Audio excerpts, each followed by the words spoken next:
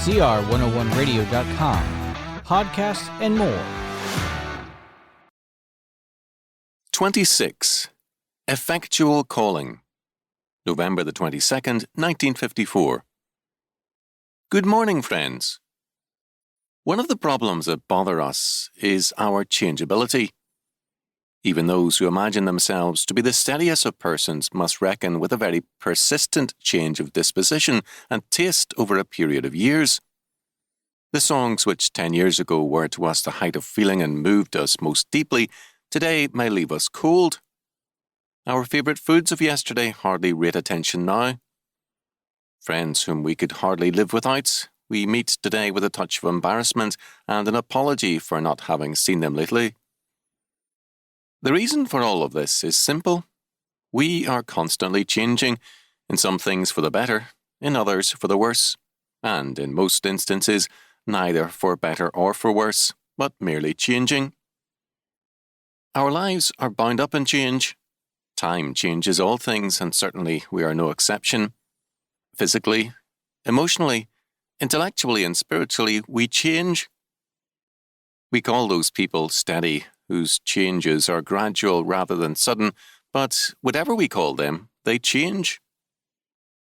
All this raises a very pertinent religious question. Since we are constantly changing, what if we change our faith? After all, if here as elsewhere we are subject to change, then a man who today believes he is a saved person can tomorrow forget his faith and be eternally lost. Today we may delight in scripture reading, in prayer and in worship, but tomorrow we may hate it. If we are changeable creatures, then even our faith can change and leave us without salvation. Now, there are some people who believe that this is so, that persons who today are saved may tomorrow be forever lost, because they changed their faith. They believe that there is no security in our faith and in our salvation until death overtakes us in the act of faith. Thus, a man never knows until he dies whether or not he will manage to hang on to his faith and be saved. Now, this seems a most logical point of view, but the people who hold it neglect two all-essential factors. First of all, they make faith into a work of man, whereby he qualifies himself for salvation, when, according to Scripture, faith is the gift of God. If our salvation depends on our act of faith or on anything we do, then salvation is essentially our work and depends basically on us. Then it is nothing more or less than our own doing that saves us. It is, in short, man who saves himself. But to say this is to deny the whole Christian teaching and belief and to nullify the meaning of Scripture.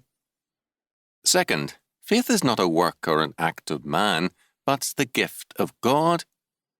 Because man is changeable, anything which depends on him is certain to be insecure. Salvation, therefore, is never secure, either in this life or the next, if it depends on man. Our salvation is secure precisely because it does not depend on us, but on the Lord. Our salvation cannot be rendered void, because no act of man can override an act of God.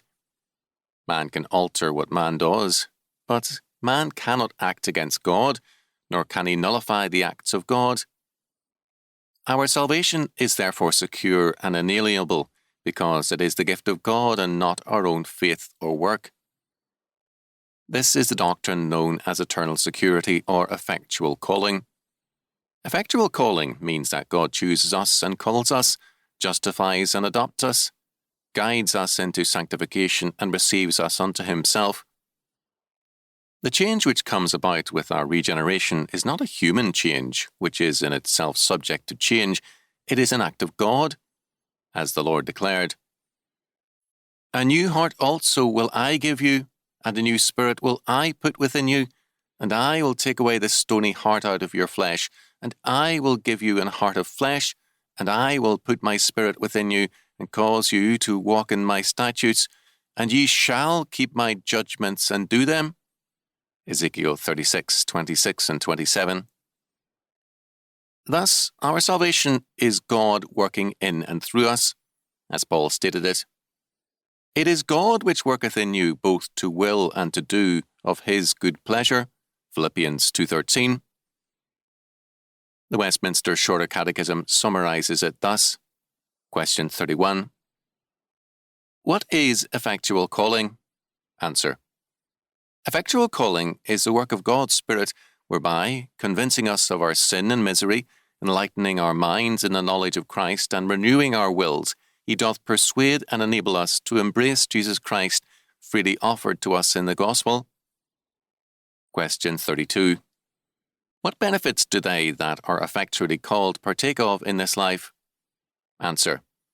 They that are effectually called to do in this life partake of justification, adoption, and sanctification, and the several benefits which in this life do either accompany or flow from them.